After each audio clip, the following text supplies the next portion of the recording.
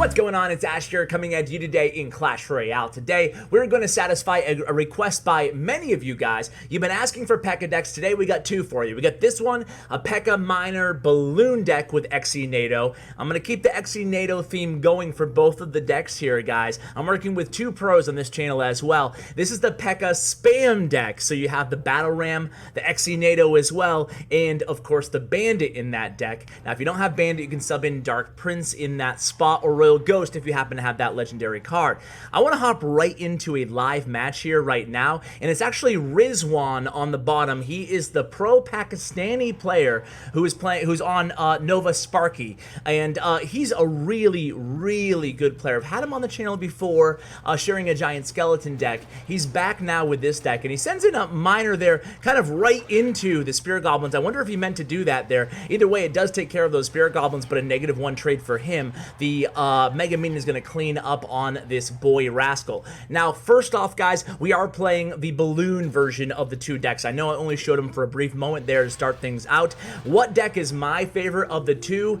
It's tough to tell. Me, I think I like this version a little bit better, but Aschuchini, who's going to be our other pro, you guys know him, the Sparky God, his deck is really good if you naturally already like, it's kind of like Bridge Spam meets Pekka Control. So if you like either of those archetypes, that deck's going to be for you. Me, I kind of personally prefer having that big strong win condition of the balloon, and you can see he connects on that right tower there for 2 balloon hits on that offensive sequence, and then the Executioner is actually going to play some defense here against taking out all the rascals and the goblins behind it, and he activates the King Tower. Now that is going to be very good here for Rizwan on the bottom, guys. Of course, with both of these decks, you can activate King Tower on graveyards, which we're going to see an amazing graveyard activation. I saw in the comments today, I forgot who said it, but somebody on my earlier video today, ranking the highest skill cap cards, mentioned that not a lot of people realize that you can really easily activate your King Tower on a graveyard using Tornado as well, even after the half-second nerf of Tornado.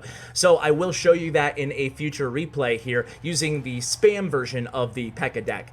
But again, this version, my personal favorite. I just like having that balloon in there, and you can see already a pretty decent lead going into double elixir time here for Rizwan. Will he hold on to it though? That is going to be the Pekka in the right lane. That could have been a mistake. I don't know.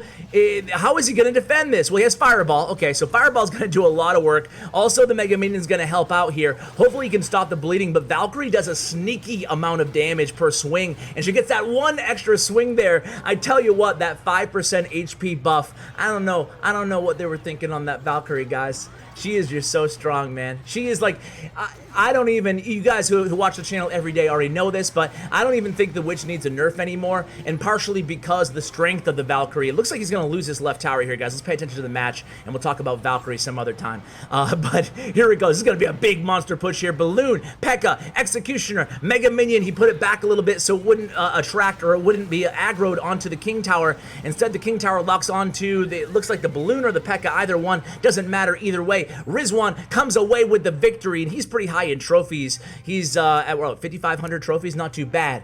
Very nice victory there. What I want to do now is show you the replay, guys, of Aschuchini. You guys, again, you probably know Aschuchini. He's a really good player. I saw him live in what competition was it? I forgot what competition was. It was the King of the Hill format competition, and he destroyed. He made it all the way to the finals. I think he either won. Man, Ash, way to get your facts straight, dude. He either won or he lost. And there we go. Thanks for watching, guys. Yeah, I think he either made it to the finals. I'm not sure if he won or lost at the very finals of the King of the Hill format, but a lot of Sparky, and I think he won over at least a lot of the CWA viewers, just continuing to break out those Sparky decks. However, again, today, guys, he's playing, excuse me, the Pekka Spam deck. So it has the Battle Ram, it has the Bandit, but then things get kind of crazy with the Executioner Nado combination. Obviously, still very strong despite the nerf to Tornado, and especially in this meta, going against like giant decks. I mean, it's relatively easy going against Giant Witch, Giant whatever at this point when you have the Exenado and the Pekka. That's what I like about this deck. Both decks really is Pekka right now is in a pretty good spot in the meta because she definitely kills all of the beatdown decks, and she's good against Hog Hog decks, and of course the Exenado combo, it kind of adds to it to help out against Graveyard, like we're seeing right now against Tess, or hashtag Tess, hashtag from Sandstorm USA. So playing kind of a different variant of the Splash Yard is Tess.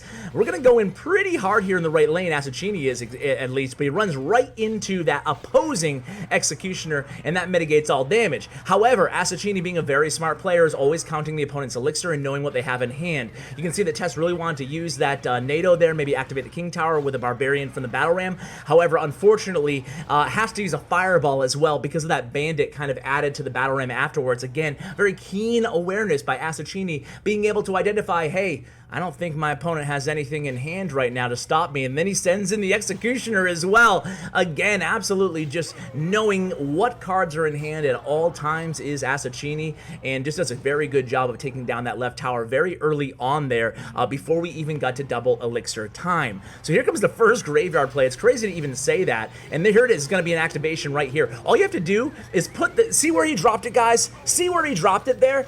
He dropped it on the other side of the halfway point on his King Tower directly. So essentially, if you were to split your King Tower down the center, you want to go one side opposite of the Graveyard. In this case, it was on the left-hand side, or Aschuchini's right-hand side, and then just one tile on that corner. That's where you want to drop the Graveyard. You might want to rewind to find that spot, but because both of these decks do feature the Tornado, it's probably something that you guys should know, the exact placement of that Nado to activate King Tower with the Graveyard. And you can see he did a very good job of it here, and this match actually isn't over yet, but you can see that Aschuchini keeps applying that opposite lane pressure, whether it be a solo Battle Ram, a solo Bandit, and that's the beautiful thing about Aschuchini is he knows how to hit the opposite lane, but he doesn't overdo it, and thank God the King Tower was activated there to help out against that Graveyard Freeze combo on the right tower, just in the nick of time there, coming away with a victory. Let's switch back to the other deck, because during the live match, we really didn't talk about the deck too much. So let's switch back to the balloon version of the deck. Let's see, what replay do we want to see here? Nah, because Expo's a hard counter with this deck because you have the Pekka and the balloon, so we don't want to show this one. Actually, a Hog Cycle deck played by Brock, a very good player from Vietnam Glory. Shout out to Vietnam Glory. He is really, really good with Hog Cycle decks, so let's see how we're going to handle this. Now, we do have Tornado, which is very nice, and we have Pekka, so two strong counters to Hog. And the thing about it, on face value, this deck counters everything. There's really no matchup that I don't think that I can look at right now, and you guys go, that's a difficult matchup, because think about it, Lava Loon, oh, you got Exenado, Mega Minion, you get a lot of answers, right? Both of these decks, really. Any matchup that you can think of, even a Golem deck, you got Pekka. A Hog deck, you got Pekka, you got Nado. Bait deck, you have plenty of answers. You can Nado activate the King Tower, you have Fireball, you have Mega Minion. You just have like a lot of options no matter what you're playing. But Hog Cycle can be tricky because they can keep cycling back to Hog really quickly, and you can cycle to your Tornado, but not sometimes if they're super aggressive like Brock's going to be, you won't have enough elixir to always play your Pekka. So let's see how he handles this matchup. You can see he's going to go same lane here with the Mega Minion, trying to kind of bait out that Fireball. Brock wants to save his Fireball here. He wants to save his Fireball to see what Rizwan's going to do here with the balloon. He wants to make sure he has that spell in hand. And you can see he has both spells in hand right now. However, he is going to be holding on to that Zap spell. He's not going to use the Zap, but he will go ahead and reach that right tower. Executioner placed directly in front of the tower, guys. Just like any ranged splash unit, whether it be a bowler, a hunter, or executioner, you want to make sure, it's really, really important, guys, that you want to make sure that you're placing him in front of the King Tower in some circumstances. Make sure that you practice the placement on the Executioner. We've talked about it basically in every Executioner video that we've ever shared here, but, you know, if Rizwan had placed that Executioner, say, in front of the King Tower, a few tiles in front, he would have actually not been able to take out all of those goblins. One could have gotten out of the line of sight, and he would have taken much more damage. So here he goes ahead and he uses that defensive miner, which is something that Rizwan definitely is not afraid to do. And now is, I guess, a good a time as any to give a big shout out to Rizwan's team. It's Akko Rashi. Huge shout out to Akko Rashi, which is Rizwan's competitive team. And you can see here, Brock actually does make contact on that left tower, excuse excuse me, getting a couple more swings, taking it down to 2167. How are we going to win this, guys? Well, here comes the balloon and here comes the miner. We got the opponent to focus on defense in the right lane and using a lot of elixir to do so. A little bit late on that cannon. Granted, we only get one hit with the balloon, but one hit that brings us right back into this game. Basically, our towers are very close to being tied right now. So now at least we have the king tower activated from that very first activation on that pull of the Nado on the very first hog. So that's going to come in to help us, it's going to come in handy, excuse me, and help us a lot kind of moving forward in this matchup and any matchup. That's why when you're playing Tornado, the first rule of playing Tornado is always activate that king tower as soon as possible, even against bait decks. It's really valuable. I don't have to tell you guys this is obvious, but it's really valuable to have that tower activated to help out against those goblin barrels later on when you don't necessarily always want to go ahead and use that Nado on defense. So here we come. It's a balloon push with the Executioner in tow. It's not going to reach the tower. Oh, if that one bat had died, it might have gotten a hit off. However, we do actually get it down to 1639. A good goblin gang there by Brock, kind of misdirecting the Executioner away from the tower. But Rizwan is just applying the pressure here, guys. Again, with the balloon and the miner. Beautiful Nado to pull that miner, pull that gang. Oh, that gang. The Spear Goblins. I'll get it one of these times, Ash. And look at that. We get a few hits on that tower. A lot of chip damage with the miner. He does get one or two swings, but hey, the Executioner and the activated king tower alone able to actually hold that hog from taking down the tower, you know, or taking it much lower. Keeps it in 4 digits right now. So here we go. Just trying to get some chip damage here, trying to keep the pressure up is Rizwan. You can see how aggressive he plays this deck, especially against a cycle deck, and he sends in that miner right there, and boom, fireball comes down. 25 HP left. That was a long match. We went almost halfway into overtime. Actually, we eclipsed the halfway mark of overtime. The hog does get one swing, but a nice Nado there and a cycle play to the zap with the Mega Minion to end things off there for him. So very impressive victory there against that faster hog cycle deck. Now, guys, I had some sort of a weird glitch, and I could have edited this out if I wanted to, but I don't wanted to show you for the heck of it. Look what's happening. Like, I had internet, it was fine, but look at this. Watch this. So this is something that I should have edited out, but I was just like, you know what? I want to leave it in here to show these guys how crazy it was. I've never had this happen before ever in the game. Check it out. Let me see if you guys have had this happen. Watch. It doesn't end right now. I go to watch this next replay, all right, and it's not going. It's not going. But my internet's fine. I'm not even on Wi-Fi. I'm on like 4G full bars. And then boom, I get the reload. I get the reload. Every time it goes into the game, it just goes into the reload. Again, why am I leaving this? I have no clue, but I just thought it was funny. This never happened to me before. So here we go. It's Aschuchini, the last replay of the game here, guys. And this is the second replay that we've shown with this deck, and I want you guys to really pay attention to his decision-making here, especially when he takes down the tower pretty early. You know, spoiler alert for you guys, but this is going to be a good example of how to put a lot of pressure on the right situation and really come out on top pretty early in the match against another good player, Salt Legend here from Crucible Wrath. So here we go, guys. It's going to be the miner in the perfect spot, avoiding that King Tower activation. Of course, don't try to activate the King Tower if you're not able to activate the King Tower in situations. And here we go. It's going to be Executioner in the left lane. Now, at this point in the match, Aschuchini kind of sees that there's no rocket in the deck, right? Because if there was a rocket, Salt Legend certainly would have used it on that Executioner. As an Executioner user, especially if you're using the other deck with Executioner and Balloon, you really want to identify if your opponent has rocket.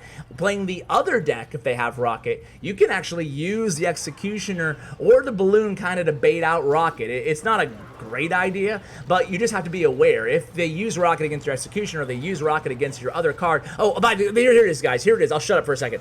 See, the Pekka gets to that. We kept going. Do you guys see? Rewind that if you want to. I was blabbing my head off. But I'll recap it for you. Even though Salt Legend was attacking the right lane, we knew that we could just mitigate that damage. We'd still take a lot of damage, but we could mitigate it by using a tornado after his troops kind of landed in the right lane. And instead, he decided to go all out. Battle Ram, he went in with a Bandit, and of course, we had the Pekka already standing in that left lane, and we're able to take out the tower because Salt Legend focused a little bit too much on just trying to take down that right tower, trying to tower trade. And that's something, just watching all of his replays, guys, that I want wanted to share with you about the style that he plays this deck, Aschuchini, is that he is absolutely not afraid to take some damage when playing this deck, make the opponent think that they're tower trading, and then actually execute an amazing save on his tower while still taking down the tower that he was aiming at. So look at this, guys. He baits out that poison. That was so important. He stacked his Night Witch, his Executioner, his Mega Minion, his Pekka all together, and then the opponent didn't have the poison. Didn't have the poison, and what could have been a match that went way into sudden death overtime, it was over because that was a sneaky move. It looked like more of a mistake on Salt Legend's part if you don't actually analyze it, but Salt Legend would have lost his right tower because of the amazing job that Aschuchini did baiting out that poison, stacking all his poison value troops with time ticking down the clock, knowing that he wouldn't be able to cycle to another poison there. So guys, I hope you enjoyed this video. Huge shout out again to Rizwan and to Aschuchini for joining me on the channel. Check out their player stats and profile in the description below. Huge shout out to Bren Chong, my YouTube partner. Check out his information as well. Guys, thank you so much for watching, and as always, take care, guys.